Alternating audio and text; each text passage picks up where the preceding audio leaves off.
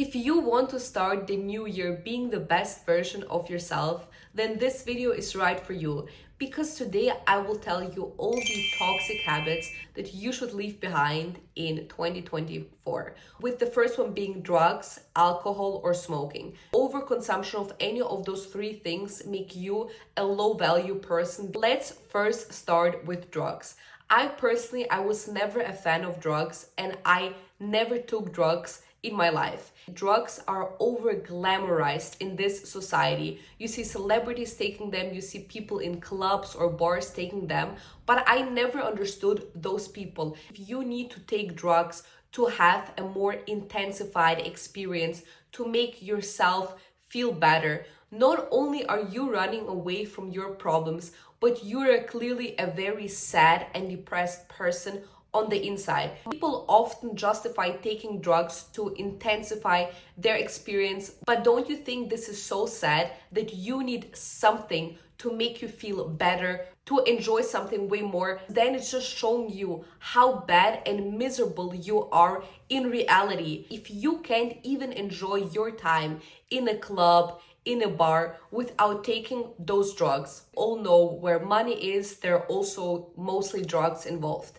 And I went to an international school in Vienna, and trust me, I had plenty of opportunities of taking or trying drugs, but I always stayed away from it. It's always as if the universe protected me, because I never had the tendency to take any drugs, and I was always super against it. I just had once a very bad experience when I was 17 or 18 years old, when I was going to a friend's house and there was a party and a guy told me to try cookies, and I didn't know those were wheat cookies, and then I had the full cookie and I was so high. Even when I came home, my mom was super concerned about me. She realized that something was wrong.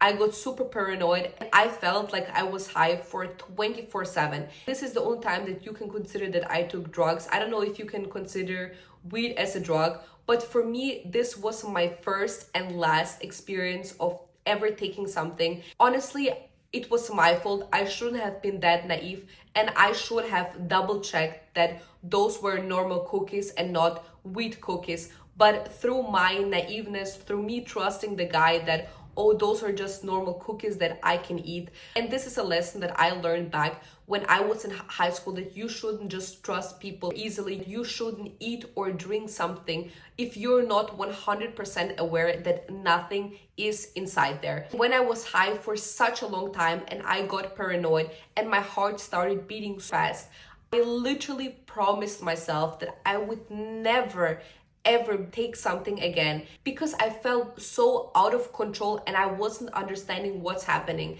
And I'm a person, I don't like to feel out of control and that I am led by some sort of substances, even if it's just weed. And I know that weed is legalized in some countries. That's personally nothing that I would want to engage with. So after this moment, I've never ever had something else. And even when I went to clubs, I was cautious that nothing was in the drink. And honestly, there were also many moments that I could have gotten peer pressured to try a drug, where that was coke or something else, but I always stayed away from it. And it's what I said earlier. I feel like the universe always protected me. I always thought at the back of my mind, ew, that's nothing for me. Why would I need to take something to feel better? So regardless, if you're surrounded in an environment where you are exposed of other people taking drugs or you wanting to try drugs, just know that there's nothing cool of taking drugs and being on drugs. That's the same thing with alcohol. Why do you need to be drunk to be more confident? You should be able to be confident. You should be able to dance on the dance floor in the club without needing to consume so much alcohol to the point where you are drunk.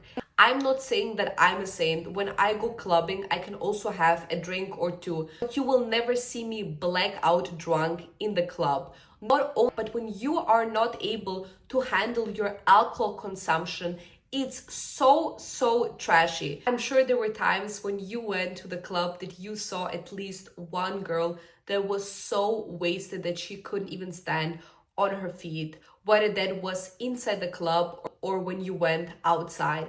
And for me personally, this is not only far away from being a lady, but it's also very, very trashy. Often people tell me that they need a drink or two to feel more confident. For me, that illustrates how insecure they are truly on the inside, and they see the club as an escape to feel better about themselves. But if you actually want to have long-lasting confidence, it will not help you to go to the club every single weekend and see this as your escape mechanism to run away from reality. Because you should need alcohol to feel confident or to feel better about yourself. For you to truly develop confidence, you need to work on yourself on a daily basis. And also when it comes to smoking, I was personally never a fan of smoking, and I don't think it's ladylike when you smell like smoke, and also it's just bad for your teeth. Which also brings me to my next point, that you shouldn't go to the club every single weekend.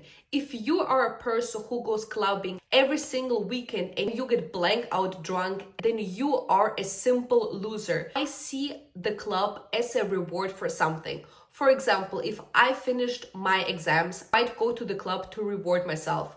But why do you go to the club every single weekend?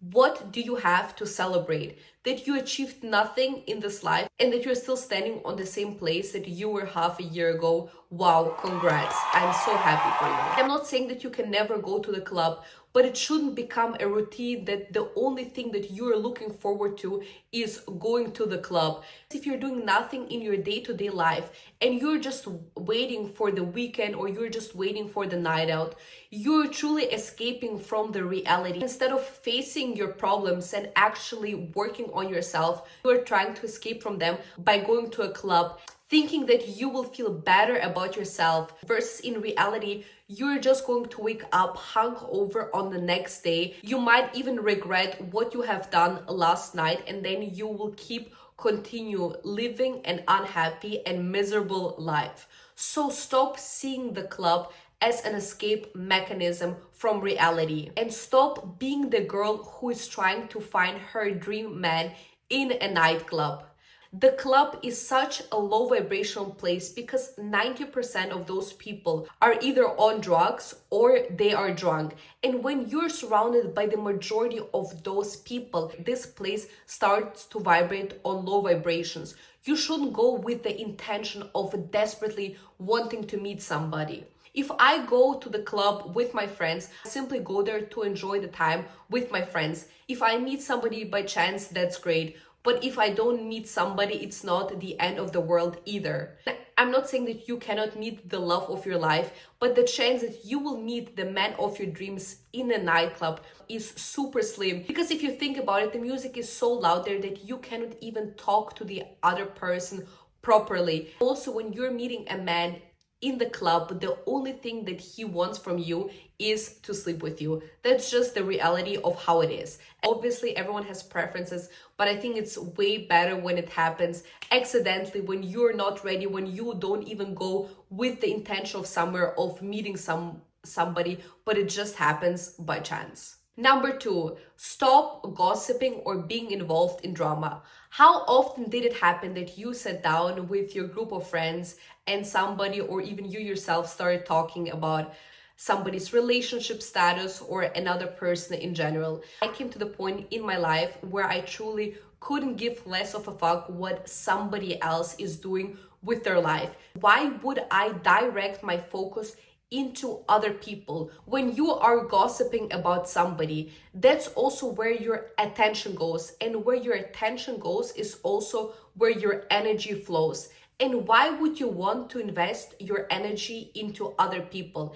Instead of investing your energy into the newest gossip, redirect the energy back into yourself and think to yourself how you can level up, how you can grow a business, how you can become better looking, and so on and so forth. Because you need to be so obsessed with yourself that what other people do in their life shouldn't matter at all. You should simply focus on yourself, where you are currently at and where you want to be. And when it comes to gossiping or being involved in drama, you should also stop talking about other women and comparing yourself to other women. Don't be the girl that judges another girl based on what she's wearing. Why does it matter what the girl on the street is wearing? Why does it matter if she's at 2 o'clock during the day in heels? If she's happy, I'm happy. I will never be the girl who judges another girl. Oh my God, did you see her? Did you see her? Like that, you're just vibrating on low vibration. And the same way comes the other way around. If you're walking on the street and you see a group of girls and suddenly they all whisper, they look at you, honestly, see it as the biggest compliment, because you are the star and they are just the side characters. And what they have to say shouldn't matter to you at all. I personally like to be overdressed, and when I was on my exchange, I heard a lot of people whisper, oh my God, did you see she's wearing this and that? Honestly, better be overdressed than underdressed and be the girl that is taking care of herself. Number 3, stop over apologizing. Don't say sorry when it's completely unnecessary. How often did it happen to you when you're walking on the street and even somebody else might step on your feet and then you apologize for it, or something happens and you're like, oh my God, I'm so sorry. Sometimes you say sorry without it even being necessary because you programmed your mind to say sorry. But in reality, when you over apologize, not only will people not take you seriously, but you're also projecting your own insecurities. I myself was a person that used to say sorry for every little thing, even where I wasn't even mistaken. And then I thought to myself, why do I do that? You over apologize. Not only do you let people walk all over you, but you're also projecting your own insecurities. Why would you apologize in a situation where you're not even the one to blame? Number 4, get rid of any toxic people in your life. I don't care whether that's a toxic ex, a toxic friend, a toxic family relative. You shouldn't want to carry any toxicity with you into the next year, which also leads me to my next point, that you should stop being stuck in your past. How many of you love to bring up your ex-boyfriend, your ex-situationship, your ex whatever for the 10th time in a row? Get over it and move the fuck on. I get it. He hurt you. He did you dirty. You were upset about this whole situation, but it's time to move on. 2025 is coming and you're still stuck up on a guy that you should have left behind in 2021. Wake up and realize that time moves so fast. Why would you want to spend it on people that you should already have left way behind? Because the past shouldn't matter to you. If this is your ex, he's your ex for a reason. And if this is a person from your past, leave them in the past. The only thing that you need to focus on is the present moment and the people who will be with you in the future, and not somebody that hurt you, that did you dirty in the past, and you keep rewinding the same situation over and over again. So don't waste time, because time moves quickly. So don't waste it on the wrong people. Also brings me to my next point, that you should stop chasing unavailable and low effort men. For the love of God, stop entertaining microwave men that want everything quick and easy. And with that also comes to stop replying to breadcrumbs. I have a new rule for 2025, which I already started implementing at the end of this year. And that is to ignore all the men that just text you simply for the sake of texting you. Because a man can text you anything. Good morning, darling. How are you? How has your day been? But this is all talk. Talk, talk, talk. And as we all know, talk is cheap. Only reply to messages that have an action behind it. For example, when can I meet you? Are you free next Tuesday at 3 p.m.? For example, masculine energy is all about initiating and making the plan. If he texts you, how are you, and you ignore him, let him double text you. Don't be afraid, oh my God, what happens if he doesn't message you again? Well, if he doesn't message you again, he was never your man to begin with. Why would you even want to entertain a man who has such a big and fragile ego that he doesn't want to double text you? He will not double text you. If he will not make a plan to meet you, well, then there will be plenty of others who are willing to take his spot. If you're currently talking to a guy who is all about the talk and who doesn't take any action, literally ignore him. And if he doesn't text you to ask what's wrong or to actually make a plan to meet you, He is actually doing you a favor because he is showing you that you shouldn't take him seriously, because the only thing that he is good at is talking. And there are plenty of men who will be good at that. And also, just think about it. How often have you double texted a man in the past when he ignored you or when he didn't reply to the message? I would assume pretty often. Don't feel bad for a guy having to double text you, and only respond to messages that are action based, where the guy actually wants to meet you and not just blah, blah, blah, blah, blah. Also, what you should leave behind in 2024 is procrastination.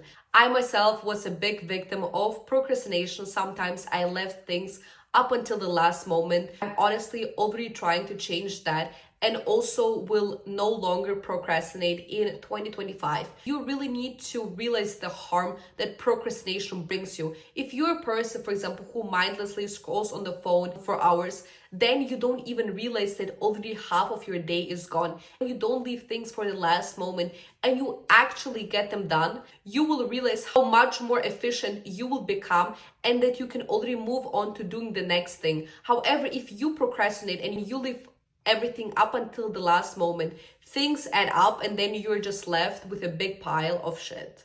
Toxic habit number 8 that you should leave behind in 2024 is to stop seeking validation from others. Don't rely on others people's opinion. I'm myself a person, I can be sometimes very indecisive and I will ask the opinion of other people. And that can be as simple as asking whether I should buy this outfit or not. But if you are indecisive about the small things, how will you be able to take big decisions in life to the things that actually matter? So train yourself to listen to your own opinion. Everybody else thinks doesn't matter. When you, for example, buy an outfit, you need to like the outfit yourself and you need to know whether you want to buy it or not. Whether your friend or your mom likes the outfit doesn't matter. Their opinion shouldn't be relevant. The most important thing is that you like it. And this is just an example. And this does not only include an outfit that you should buy, but this involves all areas of your life. As long as you are happy, that's all that matters. The opinion of your parents, of your friends, of a stranger is completely irrelevant. This also brings me to my last point, that you should stop holding any anger or resentment on anyone. There are people who did you dirty. There are people who you might be frustrated with or even disappointed by. But honestly, you should wish those people nothing but the best. And you should forgive everyone for your own sake. If you can keep your heart clean and you forgive those people who didn't act right with you, you're honestly just doing favors for yourself, because then you can start the new year in lightness. However, if you hold grudges on people, if you have any sort of anger, resentment on anyone, you are filled with negativity, which you will also transmit into the new year. And then you will also start your new year's on low vibrations. So if you want to have the best start into your new year, keep your heart clean, and you can do that by forgiving and wishing those people nothing but the best. I don't care how much an ex or a person did you dirty. Honestly, if I were you, I would just have empathy with them, that they did know better. I can forgive people easily, but I forgive them not because I do not acknowledge that they did me dirty or they did me wrong, but I forgive them for me to live a better and easier life. You can forgive but not forget, and just know better for the future. So for you to have the perfect start into your new year, keep your heart clean and fill it with positivity, because then the vibrations you start to vibrate on are also high frequencies. I hope you learned something from this very informative video. If you like this video, leave a thumbs up, subscribe to my channel, and I will see you in the next year.